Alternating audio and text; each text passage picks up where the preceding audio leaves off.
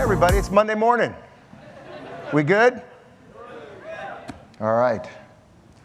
So you've been around the internet from basically the beginning. You took ZDNet public in 1996. You're president of Yahoo, and now Chegg in the education area. What kind of shifts have you seen in terms of the online movement? What's unique about education, and why is mobile such an interesting opportunity for it? So it's been an interesting run. I started, as you know, in 1983 publishing computer magazines. So I've pretty much watched the entire computer evolution, revolution, platform shifts. And every platform shift has changed winners and losers. So when it went from hardware to software, and then software to the internet, and then internet was desktop, and then it was platform-based companies, I've never really seen anything move at the speed of mobile and with the impact of mobility, which is we're getting whole new companies that can be created simply because mobile exists. We're getting people who we thought would lead for the next 100 years, like Google, where people are actually questioning for the first time, in 10 years from now, will they have the same impact that they're having now? Apple was left for dead more than one time and has entirely reinvented not just an ecosystem, but an economy. And so the changes is just the scale in which they're happening, the global nature of which they're happening, the speed in which they're happening, and the relentlessness of having to continue to invest in trying to figure out where the puck is going is happening at a speed that I've never seen before. So what is unique about Chegg and its focus on high school students and college students, and as it relates to mobile? Do any of you actually know what Chegg is? Just so we don't. Let's back up. So I think some of the people that might know the beginnings of Chegg, the online textbook rental business, and obviously you've evolved the business pretty aggressively, since you've been the CEO for the past 5 years. Which, by the way, I don't think we could have done if the world hadn't gone mobile as quickly as it had gone. So I took over Chegg about 5 years ago. We could do one thing. We could rent physical textbooks to college students. That was it. We couldn't even account for them coming back. We couldn't sell you a book. We couldn't buy you a book. We couldn't do anything else but that.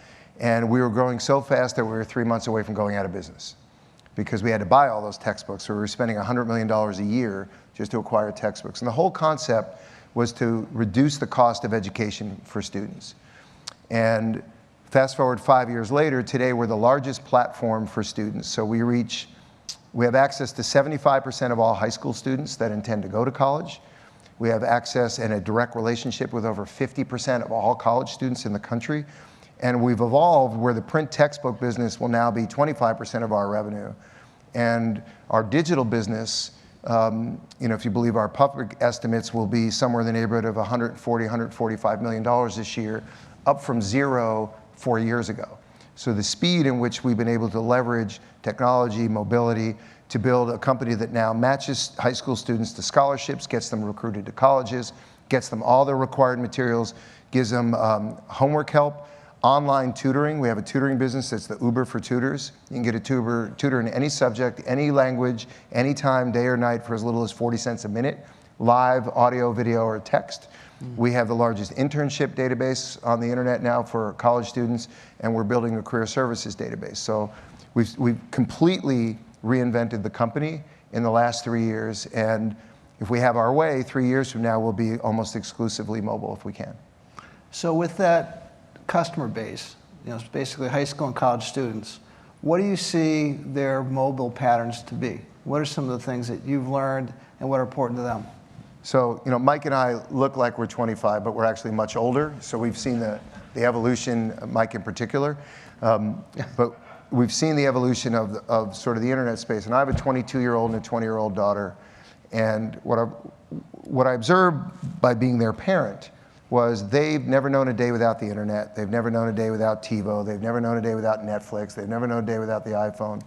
And so nothing's changed in their world the way we feel like everything's changed in our world. And when I met, when he was 20, a young Mark Zuckerberg, way back in the day, he wasn't even thinking about mobile because he had missed the texting generation hadn't started yet.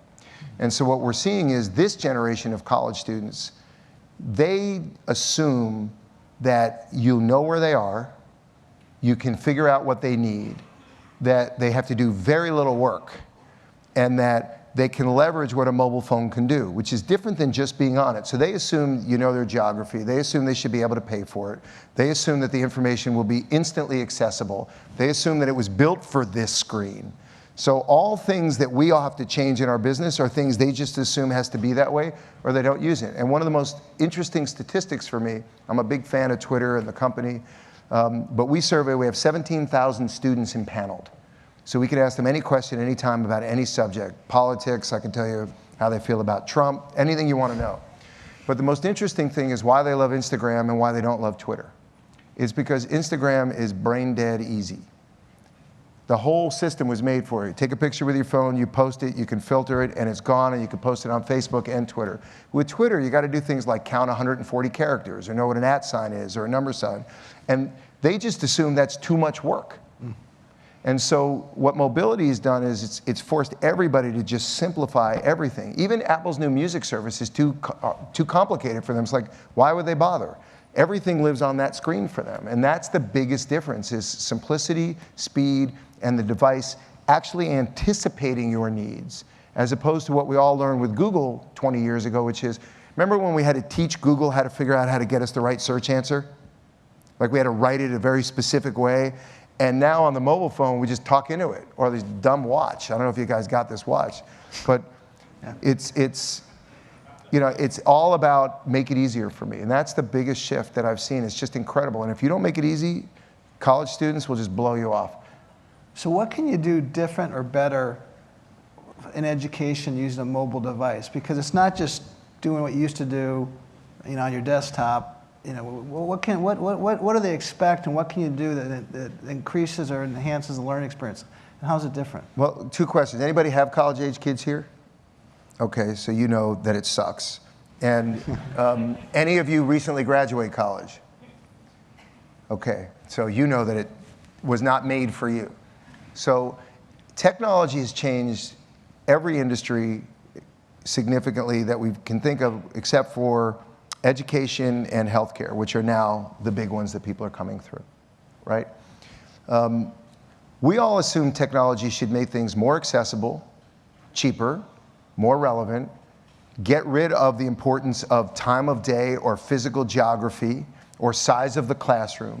And still today, you can't get in a lecture-based classroom that has 150 people if you're going to a state school, so you're going to graduate in 5 years instead of 4 years, simply because the professors won't teach more hours or they won't let more people into the classroom.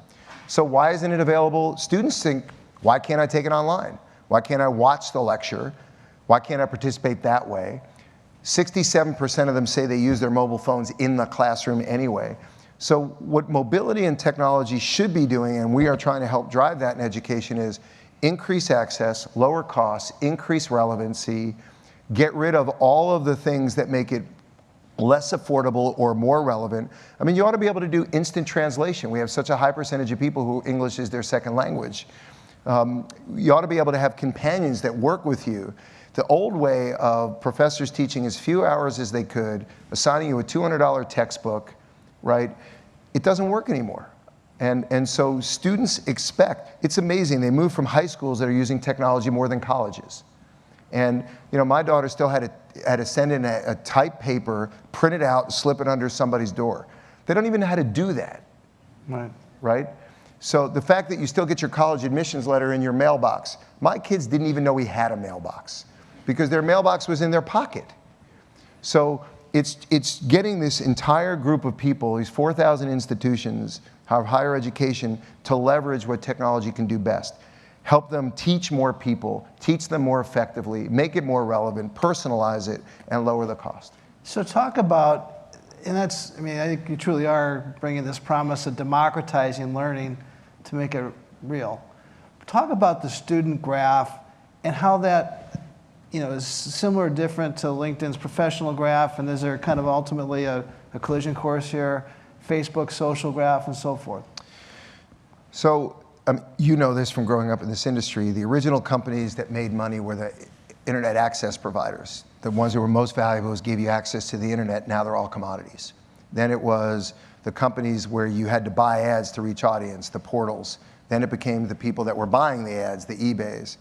Then, currently, the hottest companies are one that leverage mobility and build a graph. So graph-based companies, companies that can know more about you by knowing the most about everybody, and matching you to things and to people and to opportunities. So whether it's Spotify with the music graph, or whether it's LinkedIn with the professional graph, or Facebook with the social graph, or Chegg with the student graph, the larger your audience, the larger your scale. If you can build a graph-based company that leverages what mobility can uniquely do, and you take on a big category, you become the most valuable player. So if you look at who's winning, it used to be network effect and viral and ecosystem and every buzzword you can think of. It's now the graph-based companies, right? Because they have the ability to create the greatest amount of value for everybody in the system the fastest. And so for us, we have more students than anybody. If we know your high school, we know your college, we know your classes, we know your majors, we know the job you're interested in. We should be the ones who are able to bring you tutors, homework, internships, careers. We should be the ones that are able to tell you, if you're taking this college, you're at this college taking this major, you're getting these skills, but if you want this job, you need these skills, and then match you to those skills online. And so we just think it's a $100 trillion category. It's one of the largest categories, and 10% of the US population every year is engaged in high school or college. So it's just huge.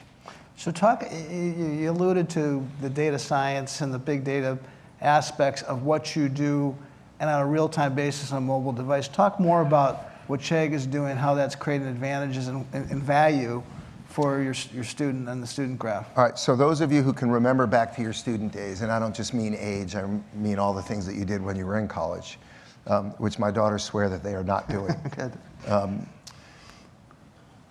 If we knew your college, and we knew the class you were in, and we knew the page that you were actually reading, and we knew if you were spending more time on that page than you did on previous pages, and then we can bring up for you, do you need more information about this subject? Would you like a live tutor right now? Would you like a live tutor in Chinese, Spanish, Hindi, whatever language you want?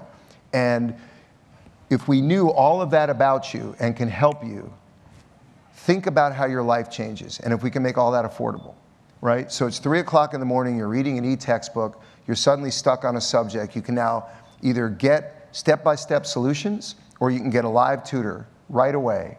And you can pay as little as 40 cents a minute. And if you only have a 2-minute question at 3 o'clock in the morning, or if we can connect you to other college students that are either in your class or reading that textbook or have taken that major, and build a network where you can ask people questions, your ability to learn and master and understand changes dramatically. If we know that you prefer to learn through video or audio or text, and we're able to bring you things like that because the history suggests those are the things that you access. And so we have over 1 million students paying us for homework help. We'll have over 120,000 students this year taking online live tutoring, right? We'll have over 6 million textbooks being rented from us. 10% of them will be e-textbooks. So the world is moving in our direction. And if we knew all that and you were on your phone, and then we can match you physically with people who wanted to create a study group right at that moment, right? Or if you wanted to just ask somebody a question, it can identify who they are and where they are. The game changes for people, particularly the people that have no support on college campuses. People from lower income, people who don't speak English as their first language. Colleges have not built support systems for them. We can have online guidance counseling, online resume writing, all of these things that change the game for people, and they're using us. We have 2 million students using our internship database a year. 2 million students. That's ridiculous. It just shows you how much the infrastructure has not been set up for them on their campuses. So your customer base, students, is addicted to their phone. I mean, the phone goes with them everywhere. 96% say they'd give up everything else before their phone. Yeah. And so you got the most intense mobile audience in the world. Yes. And they've got some realities. One is this concept of being able to have anytime, anywhere learning, which mobile helps facilitate. Right. But against that, which makes it even more dynamic, is the fact that careers are being seried every single day, changing very fast. The need to have ongoing learning on a real-time basis has never been more important. How does Chegg think about that reality as it's building out its student graph and creating the solutions for your audience? So outside of global, which will obviously be our next, or one of our next moves, there are three big constituencies that are dramatically underserved. One is the 50% of high school students that don't actually plan to go to college.